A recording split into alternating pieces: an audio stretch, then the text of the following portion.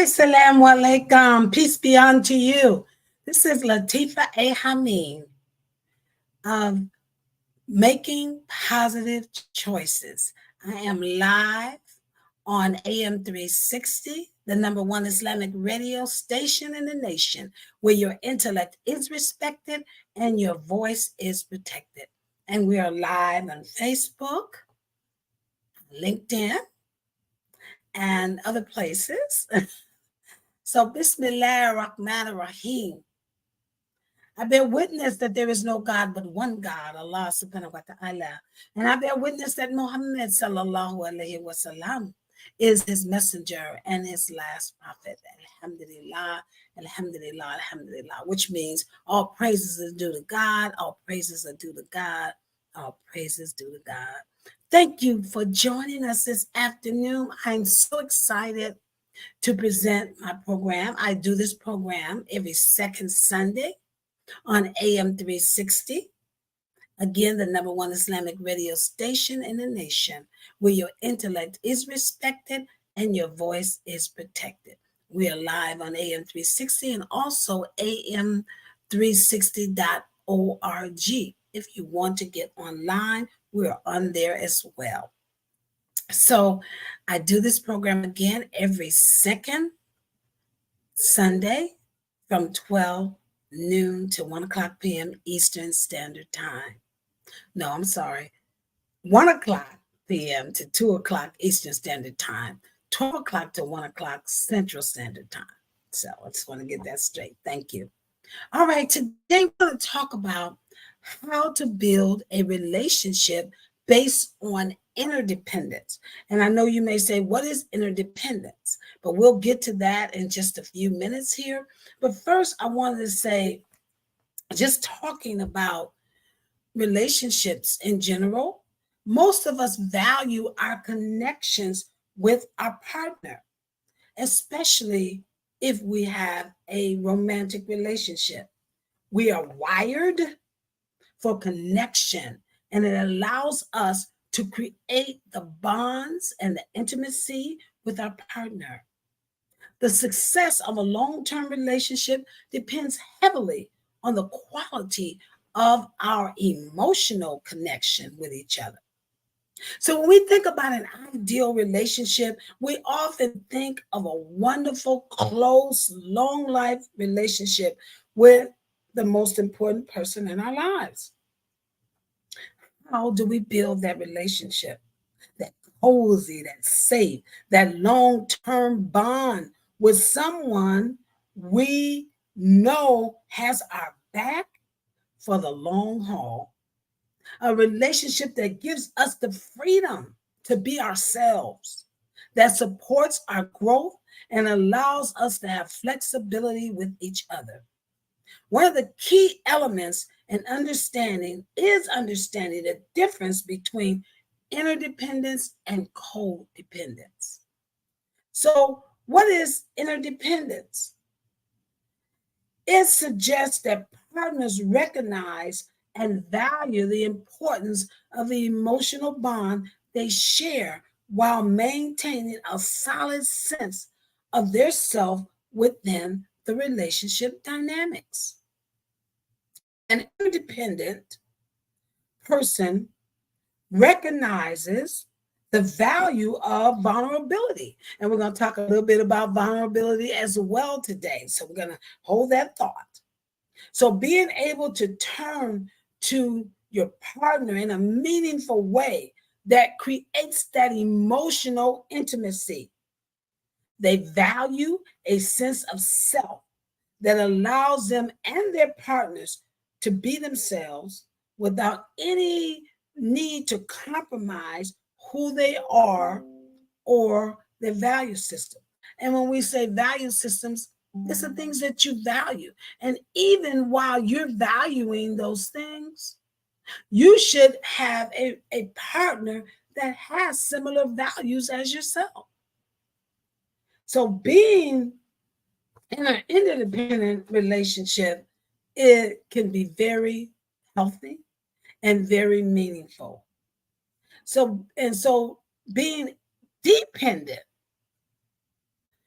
on another person can sound scary when we say dependence versus interdependence. It can even be healthy. So, what is dependence?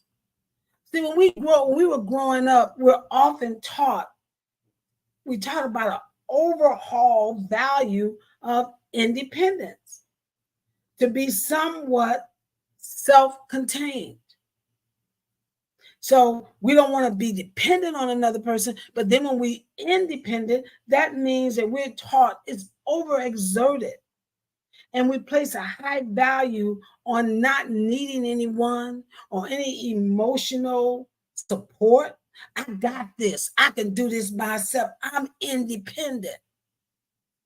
So you go from dependent when you're growing up to independent. And sometimes independence can have such an inflated definition.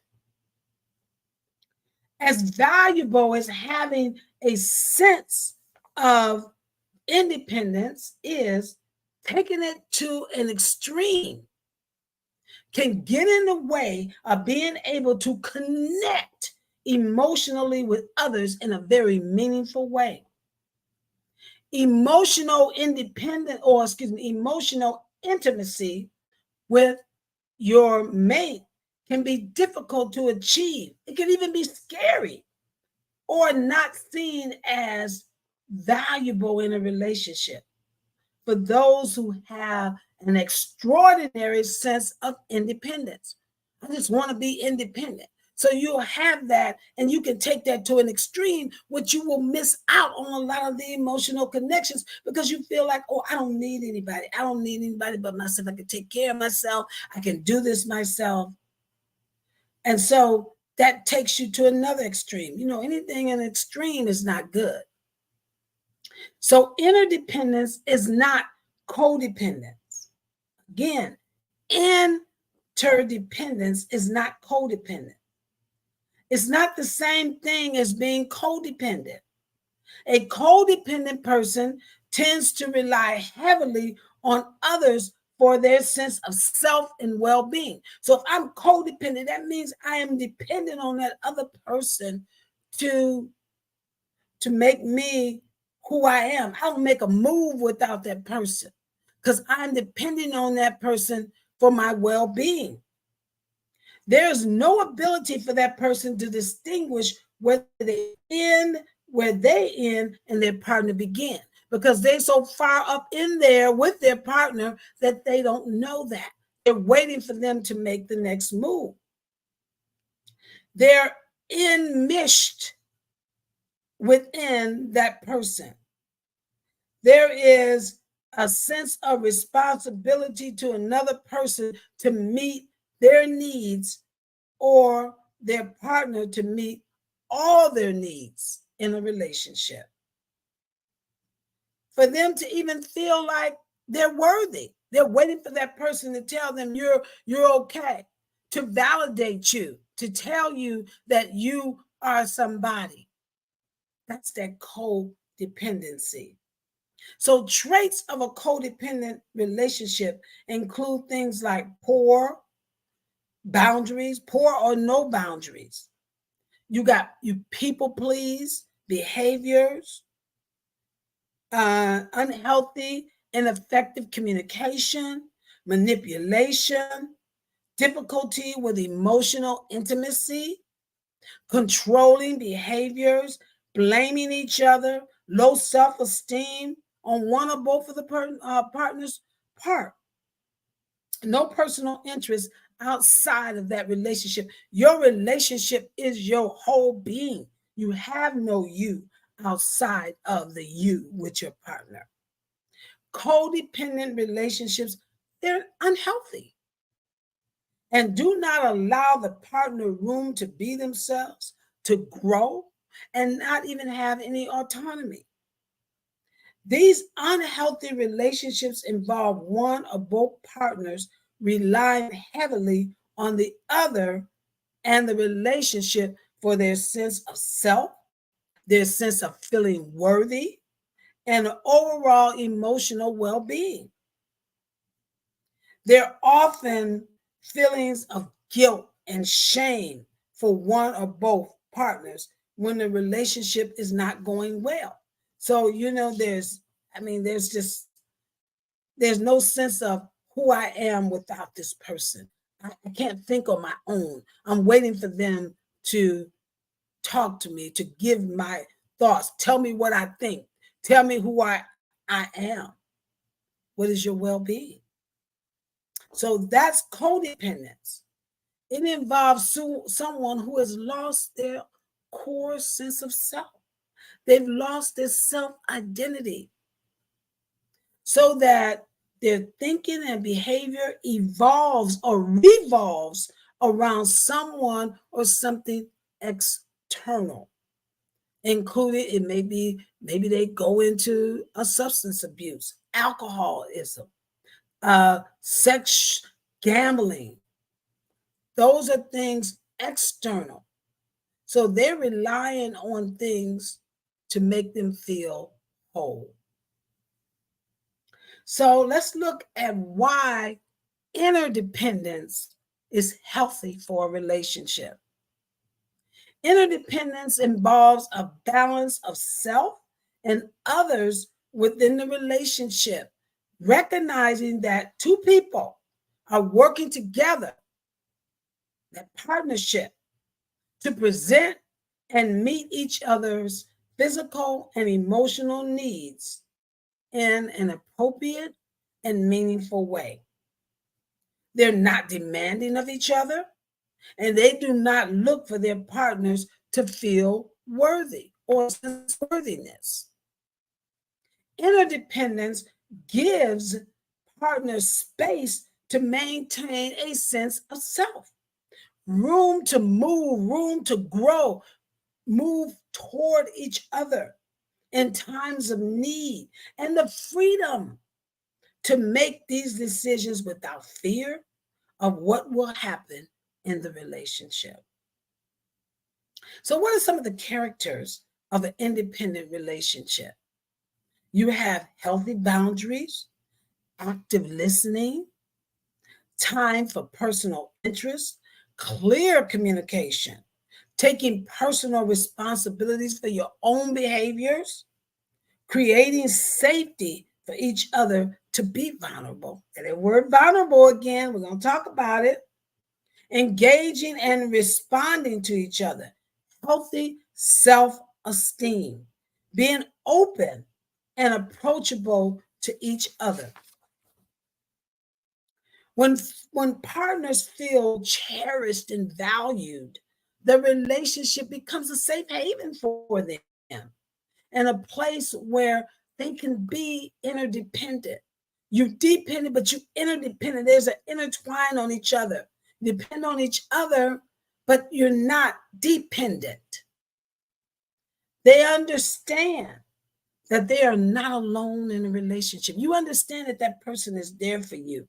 And you can turn to that person anytime.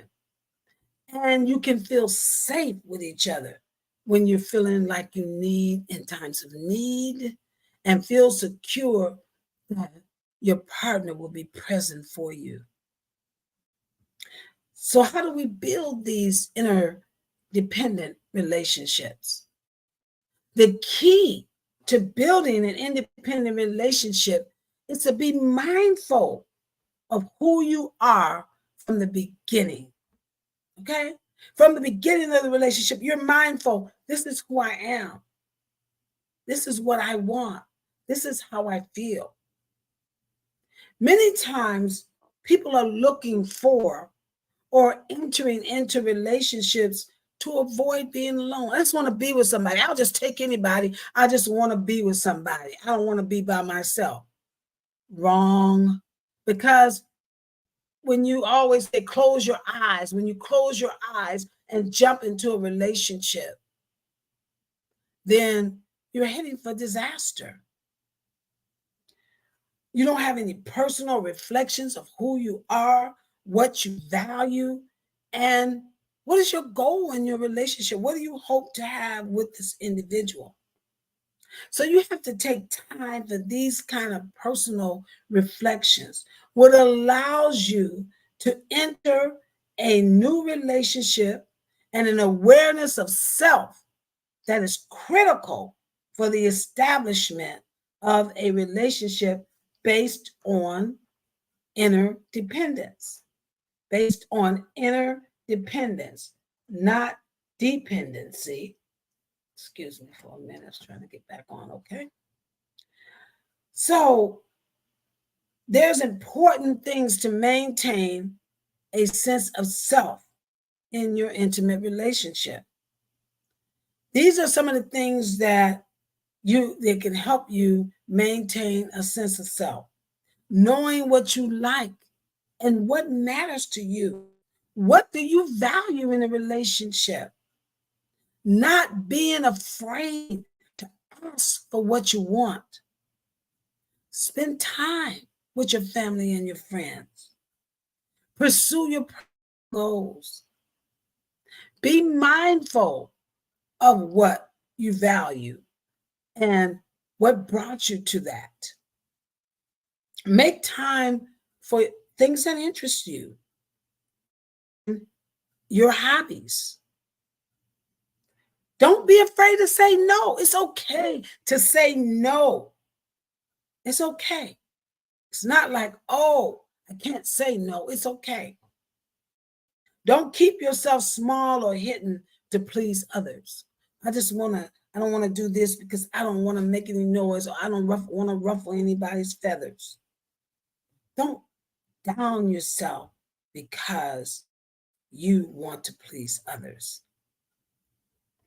Allow your partner room for opportunity to do the same things will be the key to establishing a healthy, independent relationship.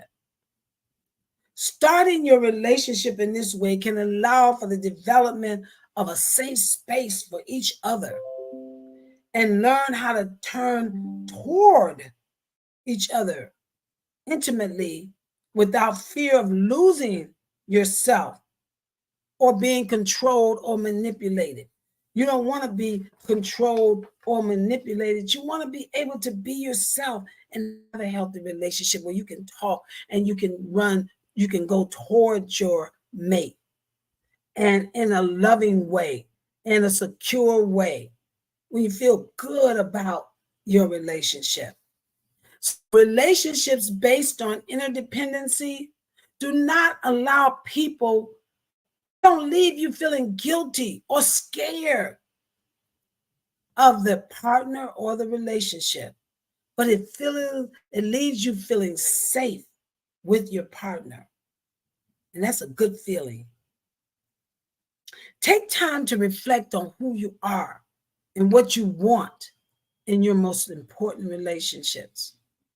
Be mindful of this when you're looking for a mate. It can help you ensure that your relationship will be healthy and more solid for the long term.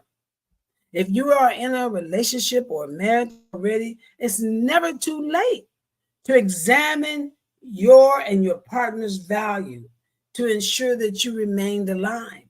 You want to make sure that you have that interdependence and not that dependence or codependence in your relationship. And that's so important in building a strong relationship. Now, I'm in the process, I have a relationship guide, and I'm in the process of doing another relationship guide. So that should be out in a couple of months or so. But I'm excited about that because I just give you different things to look at and to build on your relationship to make it a more successful one, inshallah, God willing. Well, we are on AM 360 as well as Facebook and LinkedIn, and I'm so excited. And we're going to take our station identification break that we need to take on AM 360, and we'll be right back.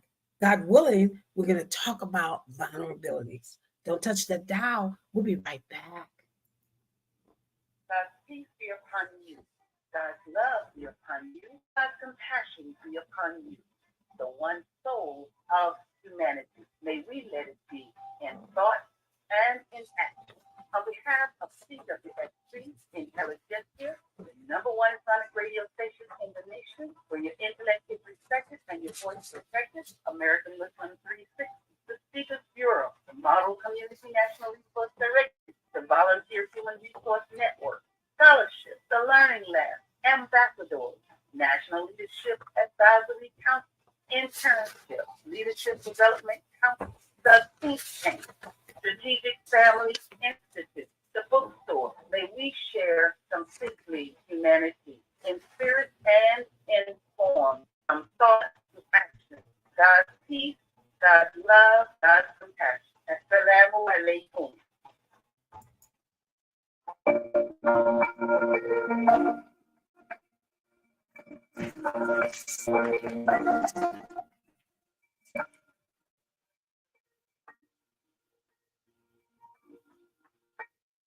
Assalamu alaikum. Join your host, Nadira Habib, every Tuesday from 7 to 9 p.m. Eastern Standard Time. We explore relationship topics addressing what we didn't know, what we've learned, and what we need to know and why. Because on this show, it's all about courtship and marriage.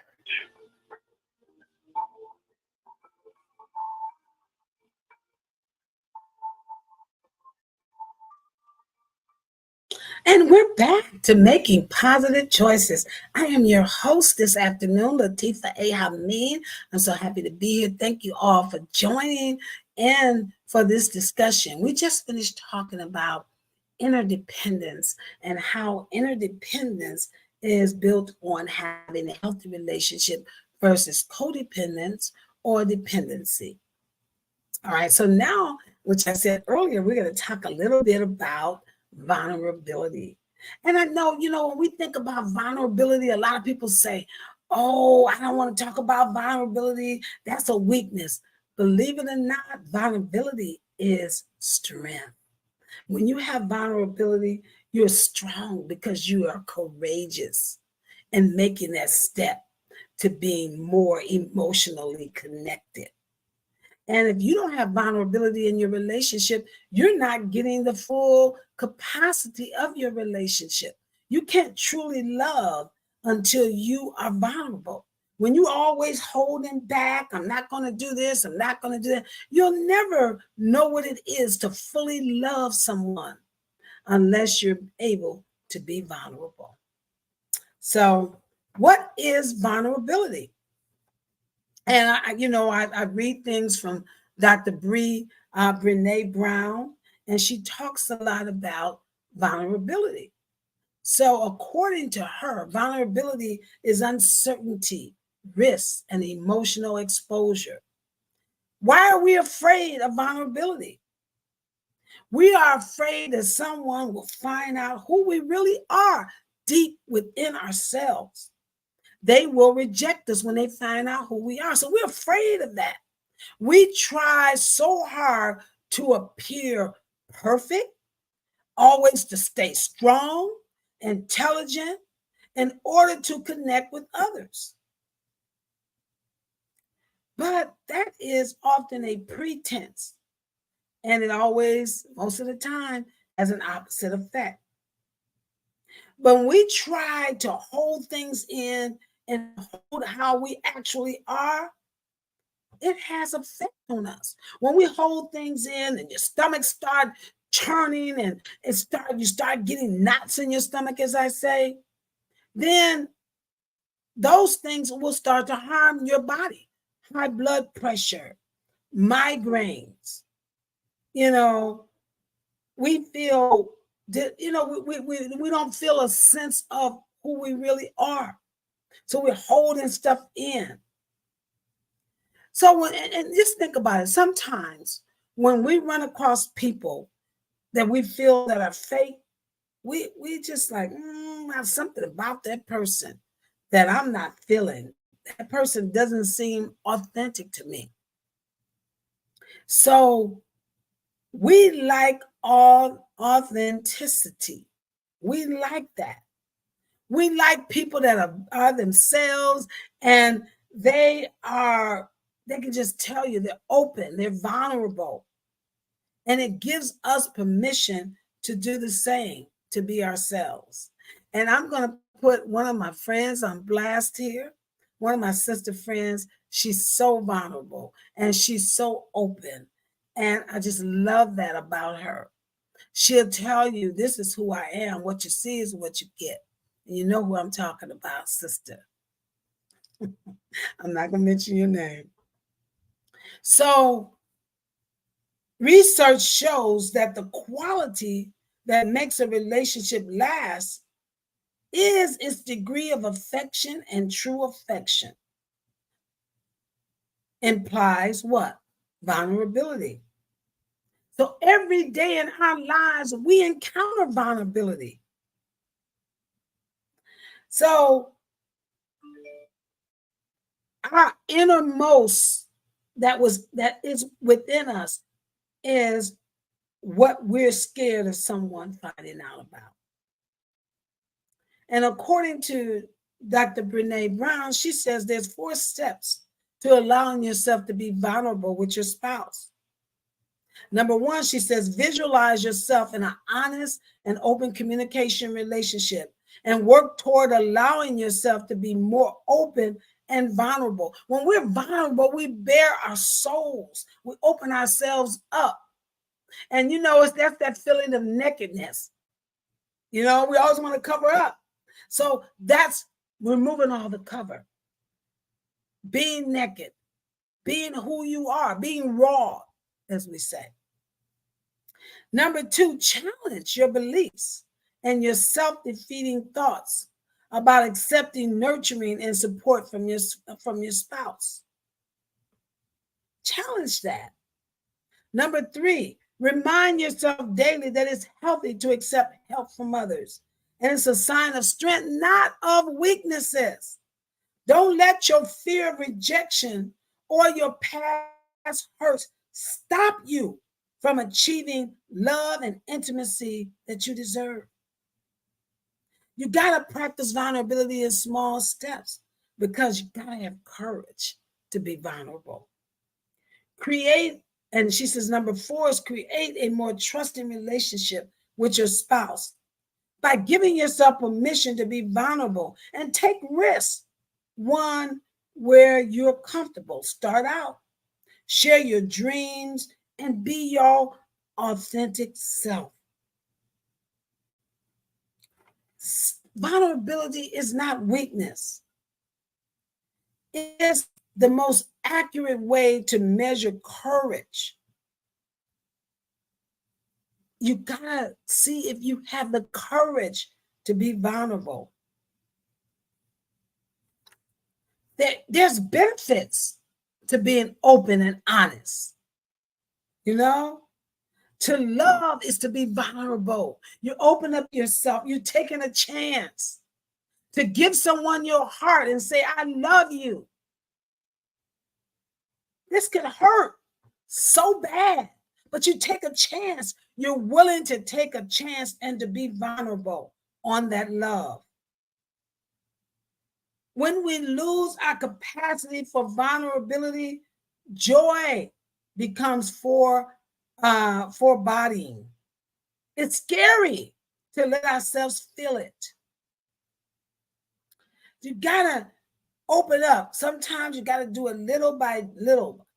No vulnerability, there's no creativity, no tolerance for failure, no innovation. It's that simple. If you're not willing to take a chance or to fail, you cannot be innovative. If you're not willing to build a vulnerable culture, you can't create. So, and you can't escape being vulnerable, really, you can't. Sometimes you're vulnerable and you don't know it. You got to be open. It's so much easier to cause pain than to feel pain. No one wants to feel pain, but that's part of life, feeling that pain. But if you can feel the pain, open yourself up, learn something from it, and move forward, that's strength. Okay? Having the choice to embrace exposure is easier. It's easier. In the end, I know you say I'm just gonna hold in, I'm not gonna love anybody, I'm not gonna get hurt anymore, so I'm never gonna love again. And then what happens? You end up being lonely by yourself, or just don't want to take any chances on anything because you don't want to be vulnerable, because you don't want to get hurt. But vulnerability is hard. Don't get me wrong. It's scary. And it feels like, oh my God, something is going to happen. But what if you have vulnerability, you take that chance and you put yourself out there and you open yourself up and you get the love that you've always wanted and you have joy and happiness? What if? That's a what if. Show up, be seen, answer that call to courage, be courageous. You're worth it. You're worth standing up and being brave. You're worth that. Now, vulnerability, it comes from the Latin word meaning wounding, like you're wounded, okay? Not surprisingly, vulnerability often has a negative association, of course, in Western culture. So contrary to popular belief, opening yourself up is, again, scary, but it's so rewarding in the end. So when someone tries to avoid having an honest conversation with their mate, vice versa, each one, for fear of being hurt, I don't want to say anything because I don't want to feel hurt. That results in what? You closing yourself off and you lose out. No matter if you're on the receiving end of love or pain. Some people just are afraid of taking that step. Keeping yourself closed so you don't get hurt means you can never be close to another person. So if you close yourself up, you're never going to be close because you're going to be living in your own little world by yourself. So healthy relationships that we learn how to open up and share our hearts, you have to be able to listen to your mate and be open to being affected by their words and their feelings, even when it's difficult or painful. So vulnerability is an open emotionalness. Push yourself in a position which you are exposed and willing to be open. So you acknowledging your emotional state rather than avoiding it. So when you embrace vulnerability with your mate, it's not done. It's not a done deal. You got to let your guards down to connect to that rawness we talked about in a very open manner. You got to be willing to let it all out. Put your heart on the line, even if it means heartache. That may sound like, oh no, I don't want to do that. But vulnerability encourages the most authentic version of yourself to come to the forefront. That's authenticity. And it comes to the forefront. So why is this vulnerability important? It's important because it's an important measure of courage, and it allows people to be seen and understood by people who are important to them in their lives. Being vulnerable serves as an important way to foster your authenticity, belongingness, and your love. When you accept vulnerability, you find that you've experienced important emotional benefits. Number one, you have greater strength. Putting yourself in situations where you feel vulnerable can be a way for you to gain some confidence and believe in your ability to handle challenging situations. You have stronger relationships. Being vulnerable with others is a way to foster intimacy. It can deepen your passion, your empathy, and your connection to others in your life. And you can also have an improved self acceptance. Being vulnerable allows you to accept and embrace who you are or different aspects of yourself. You have more confidence and you being true to who you are. So why do we fear it so much? Why do we fear vulnerability so much? Because it's associated with a lot of other challenging emotional states. It plays a part in the difficult emotions such as disappointment. And Dr. Bree Brown talks a lot about shame, fear, and grief. The fear of vulnerability is also often related to fear of rejection and vulnerability. That's what it does. So, what are some of the examples of vulnerability? Taking chances. Although it may lead to rejection, take a chance. Take a chance and put yourself out there.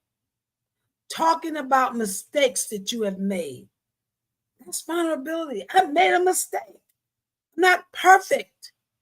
I made a boo-boo. Sharing personal information that you would normally keep quiet or keep private. You share. You share with people that deserve your sharing, though. Feeling difficult emotions, such as you feeling the shame, you know, shame and grief and fear. And I often talk about shame, and I've learned a lot from Dr. Brene Brown on shame. Shame is something that I had to work through a lot in my life. Shame and being more vulnerable. It also, vulnerability helps you to reconnect with someone you have fallen out with. You know, being your true self, coming to that person and talking to them and, you know, bearing yourself or your soul. Being honest about what you need in a relationship and including your boundaries and your expectations. I know one time I was like, wanted this relationship so bad I just closed my eyes to what I was feeling inside. I was afraid to be vulnerable. I was afraid of losing out on what? At the end of the day, what was I losing out on? But I was so afraid to be vulnerable, so afraid to ask what I wanted, ask for what I wanted. And it ended up flopping anyway. If I had been vulnerable, then I would have gone through that in a swifter manner and not have to slower and painfully, you know? That's the way I feel about it. So how did we become so closed off? You know, children are vulnerable. If you look at children, they will tell you how they feel. They'll tell you what's on their mind. They don't have any shame or anything. We've lost a lot of our vulnerability. So how did we become so closed off? So, like I said, children are free and they're open. They share who they are.